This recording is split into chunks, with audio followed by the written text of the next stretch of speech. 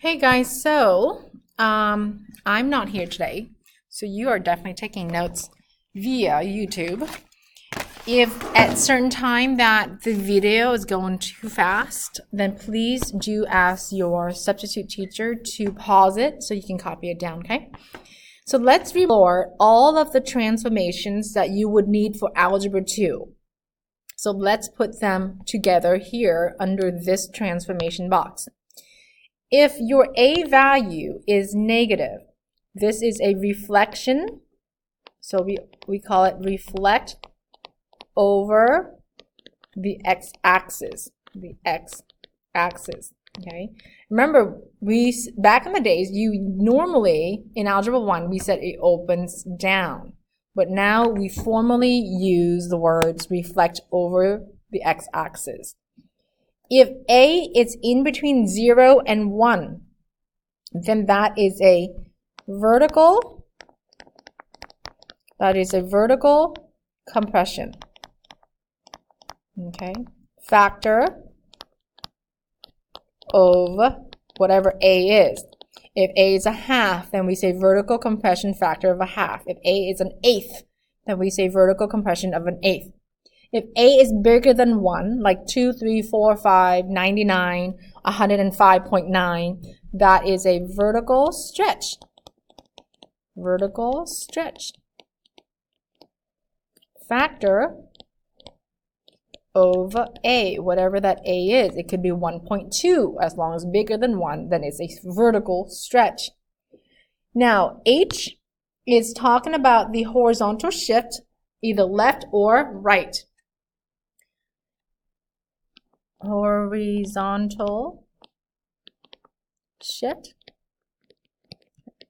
If H is positive, then that means I'm shifting to the right. It's going to be a horizontal shift. Horizontal shift left. If H is negative. Okay, so that's how we say to the right or to the left. If H is negative 5, then we say shift to the left by 5 units because H is negative. K value, if it's a negative, well, let's start with positive. If K is positive, we do a vertical shift up by 5 or 7 or 9 or 1.2. If K is negative, we say it's a vertical shift down. Shift down by whatever that value is. If K is a negative 2, then we say it's a vertical shift down by 2 units. If K is a negative 100, then we say, oh, okay, the parent function shifted downward 100 units, whatever that may be. So the next few blank spots right there are the guidelines of steps to graph. So for right now, I'm going to pull that up in my teacher's edition, and so that you can copy it down. At this time, I would like for you to copy this down, and I would like for you to ask your sub to pause it so you can graph it, okay? So you can copy it down. Now remember, if you're not done writing, I would like for you to raise your hand and ask your substitute teacher to pause it some more. So let's use all of those guidelines. Number 1 says make a table for the parent function. I would like for you to use at least 3 points, but preferably 5 points. State your transformations. I would like for you to state it from left to right. Use the point or table you have from the parent function and transformations and make a new table. Graph a function, use your transform table. Find all of the characteristics in the table and then analyze your graph. Does it open the right way according to what you have stated? Okay. Are the slope the same of what was stated? And so on and so on. Example number 1. Find all of the defined characteristics, then list the transformations from the parent function. First, make sure you make a table for your parent. So your parent function is going to be y equals absolute value of x. And here we go. X and y, -2, -1, 0, 1, and 2. These 5 inputs are the easiest 5 inputs that we could use for the parent. So when x is -2, absolute value of -2 is going to be +2. When x is -1, absolute value of -1 is 1, 0, 1, and 2. These 5 inputs and outputs are always the same for the parent, for the absolute value function. Then it says, okay, well, give me the transformations. You actually have quite a few. You have one, that's a negative. You have another one, that's a 3/4. You have another one, that's a +1 right there. And we'll talk about that value. Then we have another one, that's going to be a +5. So there are 4 transformations all together. So we want to list the transformations from left to right. Are you ready? The negative in the front, it's a reflection. So reflect over the x-axis. What is that? What does that do to our transformed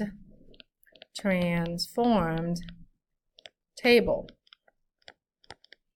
If you are reflecting the parent over the x-axis, would you agree that you are flipping it upside down?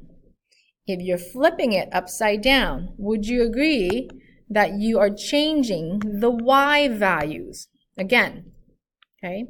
If you are reflecting it over the x-axis, that means you're flipping it upside down. If you're flipping upside down, would you agree the top values for the y is now on the bottom? If that is the case, we multiply the y's, all of the y's, by a -1. That's what it means by a reflection over the x-axis. We're not done yet, so don't go away. Next, you have a 3/4. That is your a value being less than 1. That is a vertical compression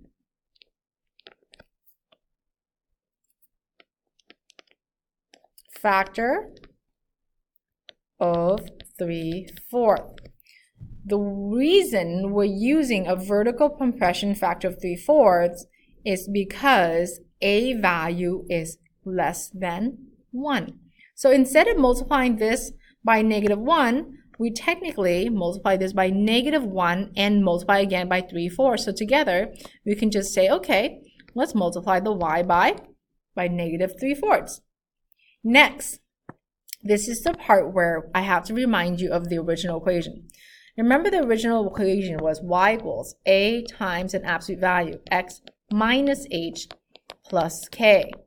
Well, currently in here you have a +1, but if I were to rewrite this, I have a -3/4 in the front times an absolute value of x. How do we get it to be a minus? For it to be a minus, both of these need to be right here minus to make a negative. So because that, okay, so I'm going to write it to absolute value and then +5. So really your h value, class, is a -1. Since h value is a -1, we go to the left by 1 unit. Okay, so when you go left by 1 unit, you're really moving horizontally. That's why it is called a horizontal shift. You're moving to the left by 1 unit. So whatever the x value used to be, you are now subtracting it by 1. So it's like this. Okay. Next, we have the +5. +5 in the back is the k value. K value is +5, so therefore we're going to go up 5 units. Because we're going up 5 units, that's a vertical change. So we add it to the 5 to the y side, the output side. Now this is very confusing, so of course I want you to ask the video to be paused if you are falling behind in copying, okay? So we are going to go up so I can use a table. So now we are going to transform. Whatever this value is, we are going to try to put it over here. That's why I'm making this line to go. Whatever value from the parent, we're going to use the same value. We're just going to transform these dots using our transformations. So -2 minus a and -1 is now a -3. So I want you to imagine if x used to be a -2 and you're moving left by 1 unit, it is now currently at -3. Now we're going to transform the y. The y used to be at 2. We take -3/4, we multiply the 2, we add 5.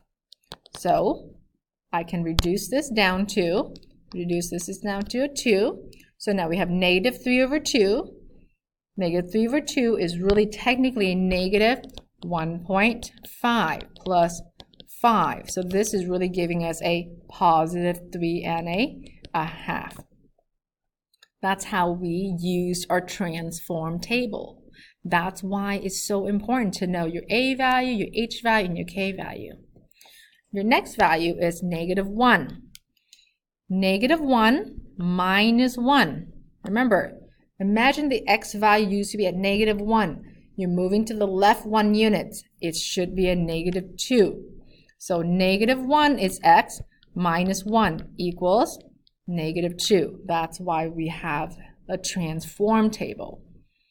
The y value is this guy. It used to be at 1, but then we do a bunch of transformation. We multiply the y value by -3/4, and then we add the 5. The 5 at the end means we're shifting up by 5 units. So it's -3/4 plus 5, a common denominator, or a -3/4 is like a -0.75. -0.75 plus 5 is now a +4.25. Okay, like that. Our next value, I'm going to see if I can use a different pen here. I'm going to use 0. So again, imagine the x value used to be a 0. We're moving it to the left by 1. So now you should be at -1. Or you can plug it in. Okay, 0 minus 1 is -1. The y value also used to be 0. So we will plug that in. -3/4 times 0 plus 5. So this is just now a 5. So these are now your new inputs, new output, new input, new output, new input, new output. We just have 2 more to go. Next, 1. So the work is 1 minus 1, okay, is 0. Then your y value is 1. So -3/4 times 1 plus 5. -3/4 times 1 is -3/4 plus 5 is back to what we had already right here. Okay, so that's 4.25. Your last inputs and output. We have a 2, so you can do 2 minus 1, which is really 1. And then we take the y value of 2 and plug it in here. So -3/4 times 2 plus 5. And we did this work already up here, okay? That's our work up there, so we know this is 3.5. So here are the 5 values. I want you to have 5 values for every absolute function that we graph. Now I have the 5 inputs and the 5 outputs. Let's graph these babies out. Ready? -3, I will now go at 3.5. -2, I will go at 4.25. -2. 4.25. Whoa.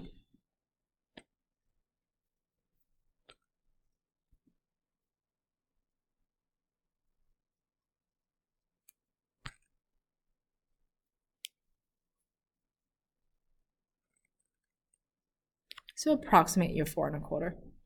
Next input and output is -1 at 5, 0 back to 4 1/4, +1 at 3 1/2. Make sure you guys use your straight edge. This is not a parabola. This is a V shape.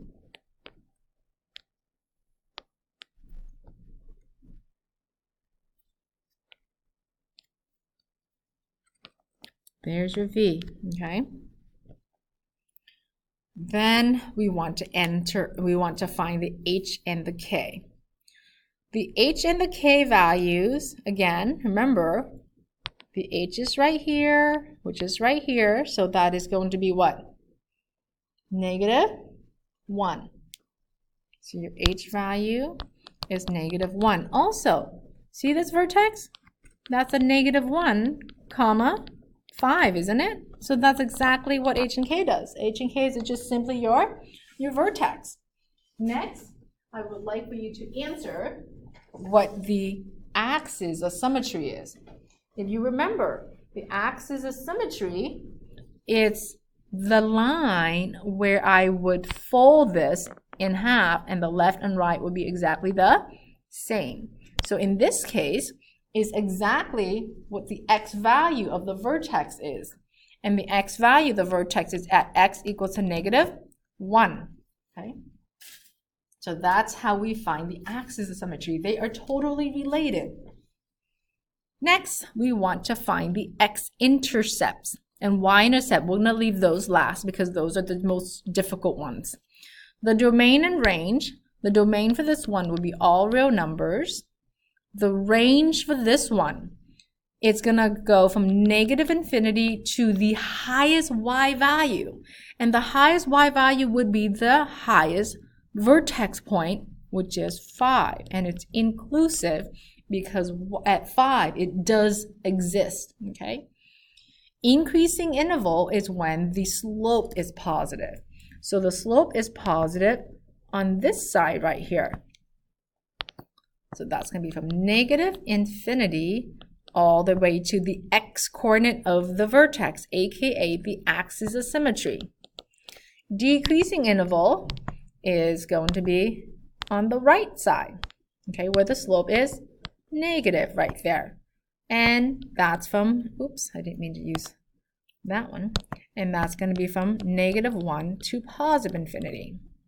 The rate of change for this particular case, the rate of change will be plus and minus the a value because you have two slopes. One's positive and one's negative.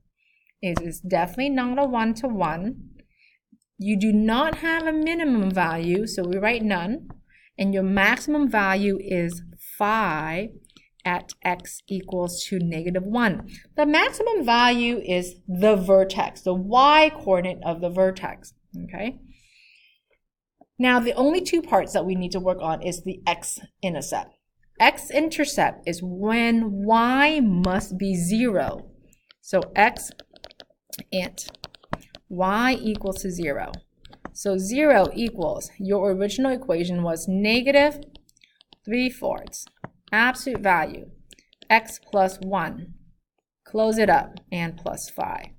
And you solve this normally, because you guys all have already solved for absolute value. So the first thing we will do for x-intercept is we will try to move the 5 over by subtracting 5 from both sides.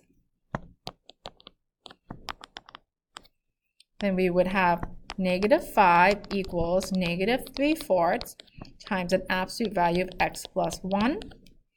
Next, we would try to get rid of everything around the absolute value. Remember, the guideline was to isolate the absolute value. And I'm going to do this by multiplying both sides by the -4/3. Yes, you can do all of that in one step. So when I multiply this by a -4/3, this becomes a 1.